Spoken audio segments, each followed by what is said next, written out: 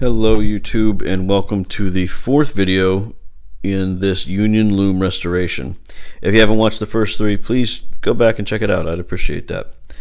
I didn't do anything differently here in this bit than I did in the previous videos. I sanded this down with about 150 grit sandpaper, not all the way down to bare wood. You can see I left some of this black from the old finish in here. It looks good that way. Okay, I spray painted the hardware flat black, and this piece was a bit awkward with all the dowel rods and the way it's assembled, but we managed to make it work. I filled the end of the handle here with resin. This was the original handle that was in there. If you can see, we'll see if we can make that work. It is kind of ribbed. Well, over the years that just wears out, and so what was done is that everyone just shoved in or screwed in screws and eyelets and everything, and it made it tighter so that it would continue working, but it's failed. So I filled it with resin to give me something solid there, so I'm going to build a handle that's going to fit over that. It's not going to be a shaft that goes into it, it's going to go over it, and I think it's going to look nice. So that'll be a fun build. That'll come a little bit later.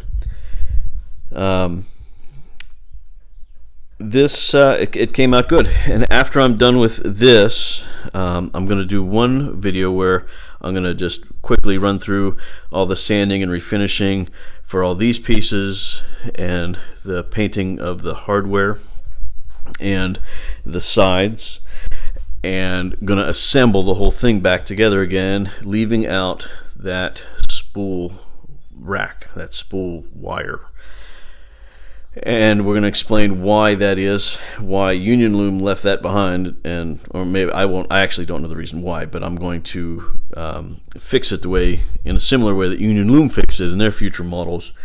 And I'm trying to still find, why this model seems to be older than anything that I've been able to find on the internet.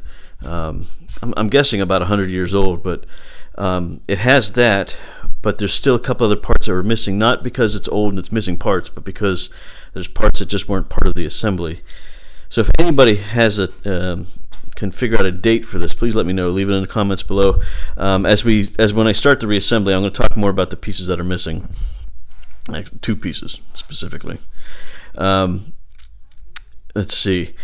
So with this, I found some tricks here, or a tip for the Dremel. If you're going to be using Dremel tools, I use both.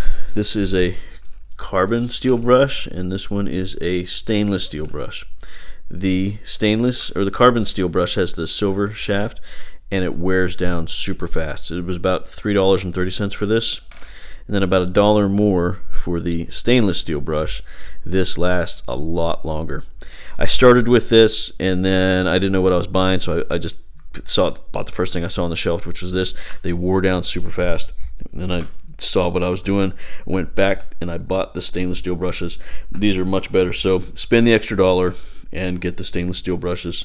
They come with the brass shaft, and they are much more durable and going to be worth your time. So any questions, comments, flashes of brilliance, please leave them below, and I look forward to hearing from you. Hope you enjoyed the video. Thank you.